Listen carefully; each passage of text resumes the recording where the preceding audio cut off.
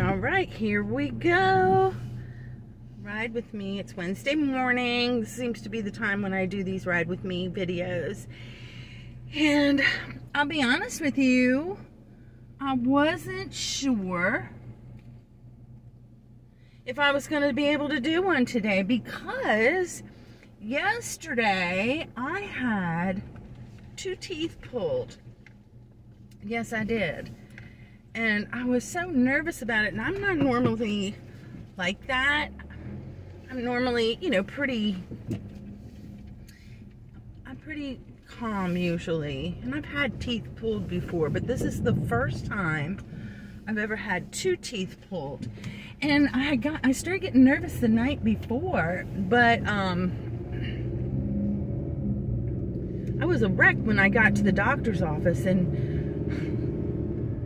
apparently, when you're real nervous like that, you can process the Novocaine out of your system really quickly, because they kept giving me shots and they were waiting for my lip to get numb, and it wasn't getting numb. So they gave me laughing gas. I've never had that before.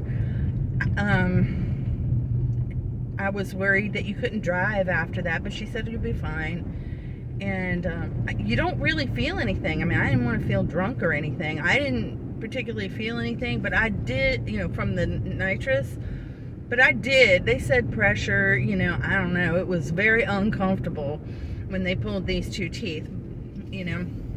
And then I came home and I just kind of chilled out yesterday afternoon, and I feel pretty good today. There's a little bit of tenderness. I actually think it's more from the injections than the actual extractions. But, you know, I'm one step closer to getting my mouth straightened out, so I'm happy about that, and I feel pretty good, and I think I'm talking okay. I'm not hurting in any way, and I'm not even taking anything. I took a little bit of Tylenol last night, but I haven't taken anything this morning. And, you know, I mean, it's tender if I touch the spot or whatever, but it doesn't really hurt. I just got to be careful, you know, with eating and things like that. So that was yesterday, and it does kind of lead into some things because I don't know if you've noticed, but I'm really working hard on building up a couple things. My Posh store, I want to build that business up, and I'm trying to do a lot more shows, which I have something to talk about with that. But, you know, I didn't want to go on there. I really don't even want to look like this when I do my Poshmark shows. You know, my feeling is, you know, right now I'm cleaning. At this moment, what I'm doing is I'm heading to a cleaning customer. And if you've been following me for any kind of time, you know that I have 2 businesses. I have my cleaning business, and I have my online reselling business. And so obviously I'm going to look more like a bum when I'm cleaning. I'm not going to wear nice clothes or anything like that. But when you're trying to sell things to people like clothes and jewelry and, you know, merchandise, they don't want to buy it from somebody who looks all raggedy, haggedy. They want you to look clean, you know, so I dress differently. But I was afraid that with all this swelling and everything, that I wouldn't be able to do my YouTube videos, and you know, maybe not do any live shows. So I practiced doing some silent shows, and I really haven't had that much luck as far as making actual sales, but I did still learn a couple things. So, and some of it's obvious, but it kind of showed in my, you know, what I was seeing while I was doing it. And that was that the time of day makes a huge difference. So my live shows I was doing Sunday morning, and I think that that's a time when most people are just kind of relaxing, they're sleeping late, they're going to church, they're doing things that, you know, they're not going to be online shopping. So time-wise, that's not an optimal time unless you have a following and they know that you're going to be there at that time. But when I did one of my silent shows, one of them I did like at 7 or 8 o'clock at night, And I had a lot more people coming and going. So there was that. And that's, you know, I know that's kind of obvious, but when you test it, you can see it. And so there was that. And then, you know, basically when you do your live shows, your silent shows, the microphone is off, but it looks like you can turn it on. Of course, I can't hear what everybody else is hearing, so I don't know if they can hear me. Like, the first time I did it, of course, it was silent, and I'm typing things in the little chat box, and nobody's responding back, but it was earlier in the day, and I'd have people kind of trickle in and out. Later on, when I was doing the voice comments, I still got no response, and I don't know if, you know, people couldn't hear me. I have no idea. So if anybody knows anything about that, if you've done live shows and you've used the microphone to still talk to people, if you could put it down and just let me know, because I don't know yet. I'll have to figure that out. But this morning, because I'm still learning, there's a couple shows I popped in on, and one of them was a silent show, and her title said, "Shh, I'm at work." And, you know, we're in the 20,000s here, okay? And technology is not going to go away. It's going to constantly keep going.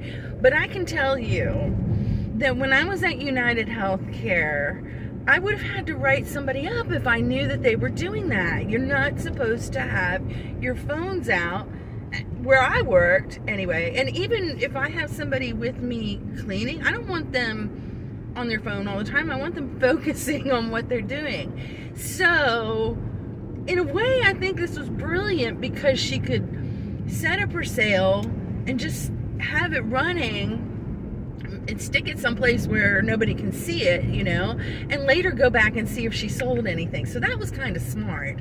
And it gives you, or, you know, she's taking advantage of time. So very brilliant. You know, I just thought that was smart. I never would have thought of it myself if I had been in those shoes, though. I can promise you that. But I was listening to, I don't remember her name, I'm so sorry, but I was listening to another girl. She had a live show, but she really wasn't selling anything. She was on there this morning, and she was just kind of chatting with people about doing the live shows on Poshmark. And she said, and this makes sense to me, she said it took her a good 5 to 6 months to build up a following. And you know what, that's true. And I think that's in any kind of business where you're looking for a clientele. You've got to give it time. So, and I think she was giving a realistic estimate too, to be honest with you, because, you know, I've worked in businesses where you've had to have a clientele to really make any money. Cleaning, I didn't come down here and automatically have a bunch of customers. It took me time to build it up. And the same thing in the olden days when I was a hairdresser, you know, I had to work up to build up my clientele. And that's just how it is. When you go into something new, you have to work up your clientele. And the thing is that, you know, when you have Poshmark followers, like I have 30,000, almost 40,000 followers, but they're not looking at my stuff every single day. A lot of them are following me because I followed them, and they're, you know, they're using me in the same way that I'm using them. So I don't mean it in a negative context, but that's just how Poshmark is. You have to share and you have to follow. And so they're sharing my things, I'm sharing their things. You know, that's that take and give part of the dynamic of Poshmark, but they're not necessarily shopping in my in my closet. So that, you know, that's the reason why I have all those followers, is for that mutual sharing, is what I'm saying. It's not necessarily because they love everything that I have, and it goes both ways. You know, that's just how it is on Poshmark. But with the shows, you know, people are going to follow you because they like what you have or they like your personality. And so that's going to take time. So that I learned this morning. And it goes along also with social media. So, you know, I'm really focusing on this reselling business and trying to get it built up. And obviously I'm not young. I'm trying to retire, so I'm not young. But, you know, social media is how you're going to build your businesses nowadays. You used to be able to do little community things to build up a business. That doesn't work anymore. And of course, this is a global market when you're online anyway, so you really want to reach out across the world. And so I'm focusing on not just making my listings and getting lists perfectly and all these things that they always tell you to do. I'm also really focusing on building my social media presence and making people aware that I have this store, that I have these platforms that I sell on, and that I'm doing different things. And yes, Poshmark and eBay will do things to help promote your listings organically, or promote it if you're on eBay. And now Poshmark they're starting with the promoted listings too. But you still have to kind of go out there and do it and make people aware. So YouTube videos and videos on Facebook and videos on Instagram and videos on whatever other platforms you're using for your social media, and finding that the thing that works, that whatever people follow you on social media, what do they want to see? But I can tell you, it's not going to change. Everybody says the same thing, so this is not new. It's a matter of consistency. Consistency in your social media, and consistency on when you have your sales, so that people know at such and such a time they're going to find something from you. Now, obviously doing live shows is a little bit time consuming, because you've got to dedicate the prep time and that time that you're having, the duration of the show. And one of the reasons excuse me, one of the reasons I'm so sorry oh my goodness, one of the reasons why I do these drive with me's is because, first of all, it's just, I don't know a lot of people who do this, but I'm kind of multitasking. Maybe one day you guys are going to see me in a car accident. I hope not. But, you know, I'm trying to focus on what I'm doing while I'm talking. So, you know, you're not getting a lot of eye contact from me unless I'm at a stop sign or a red light. But it gives me a chance to talk about things that are pertinent to whatever it is that I'm trying to do while I'm doing something else. That's why you ride with me. Okay, that's the truth. It's a time frame that I feel like I could use it to be a little more productive. But obviously I can't do a sold video, or, you know, something that needs more engagement other than just talking. But you know, getting it out there, that's the thing. Getting those videos out there and getting people to listen to what you have to say and engage. And all the different platforms, they all want video now in one form or another. But, you know, you can also put out memes and polls and lots of different kinds of posts. And it takes time. It's really time consuming. And when you're somebody who's me, I'm solo. I have no employees. I really don't have anybody helping me, you know, as far as that business goes. And I have started planning my social media, like things that I can post ahead of time. For instance, this Friday, I'm having a name your own sale, or name your price sale. And I batched videos for it, just quick little ones, just to kind of build up some hype. And every day I'm posting them and making sure that I put my Poshmark closet link in there, and letting people know that if they don't have a closet, that they can get an additional discount on top of it. And then what I'm gonna do tomorrow, and this is, you know, I'm just, oh my goodness, it's a lot of work. I'm going to go through my Poshmark closet and, well, use the seller tools and let all of my past buyers know that I'm doing a name your price sale on Friday.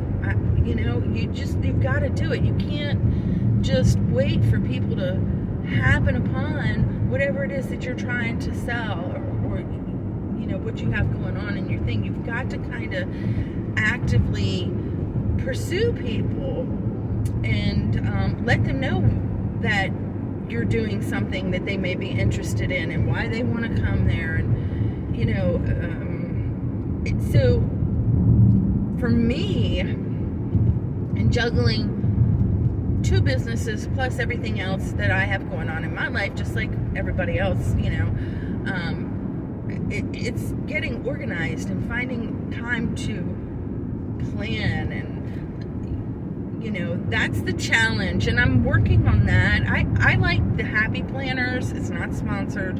I don't even have a link for you for that, but I do love the Happy Planners. They help me keep my life somewhat organized, and I use that, of course, to schedule my cleaning customers. Okay, but the one that I use, the pages that I use, I have the month that looks just like a regular monthly calendar with, you know, the squares, and I do use the big calendar. Oh, matter of fact, here, look, this is my calendar. It's a big one. So I use the monthly ones to plan. That's where I do my social media planning, and I'm not real good at it, but that's what I do. And then my weekly one, so it, you know, when I open it up flat, it'll be Monday through Sunday. That's how mine goes, and it has sections, so morning, afternoon, and evening. And I write in my cleaning customers. I basically know what time I'm going to be there, but, you know, they're pretty much regular. Whatever day of the week or the month that we say that, you know, I'm going to come back, they're on there. And I know who takes how long, you know, like today, it's going to be an all-day thing. I'll be doing the 2 gyms today, so I'll do one in the morning and one in the afternoon. That gives you an idea. But then I've noticed that I have to start putting on there like blocks of time for very specific things that I need to do for the reselling business. So, you know, one day taking pictures, and I should do a video on this. I really should, because this seems to be working out pretty good for me. But basically what I'm doing on picture day is I'll pull out 50 items, and I take the picture and I get it loaded into List Perfectly. I'll do the weights and the measurements and the pictures and just kind of a general description of what it is so I don't forget. And I may do a little bit of research to figure out how much I have to charge for it, depending on, you know, if I know more or less about that particular piece. So I'll do that. I'll try to get 50 pieces in there sometime over the weekend, okay? And then through the week, I'll either in the morning or later at night, I want to get 10 pieces listed per day.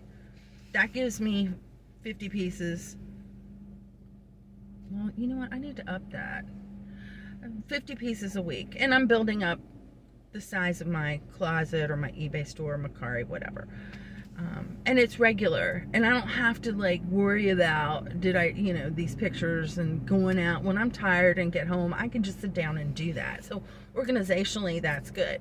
But I also need to figure out how to book into my calendar times for doing videos, and I batch them too. It just makes sense.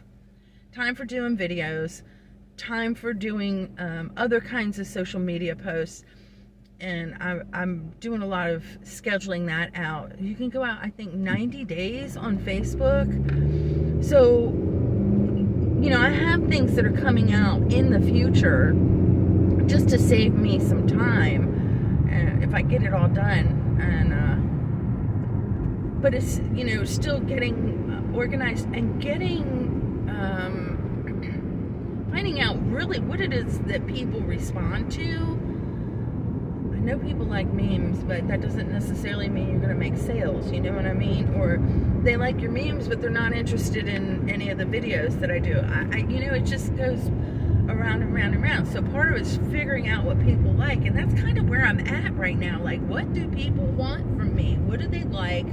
What can I do to make this appealing? And I'm really, you know, because I've kind of made the decision to start this just really, I guess, like in January, to focus on building up the reselling so that, you know, it's more profitable when I retire, and just getting to that point.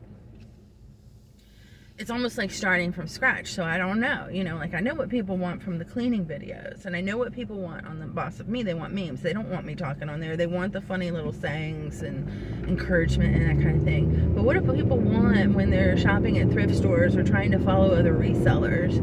You know, it's figuring that out. So if you happen to be not just on this, well, even on my channel probably seems like, what are you doing, you know? Because I really haven't had consistent growth here either. It's kind of plateaued, you know?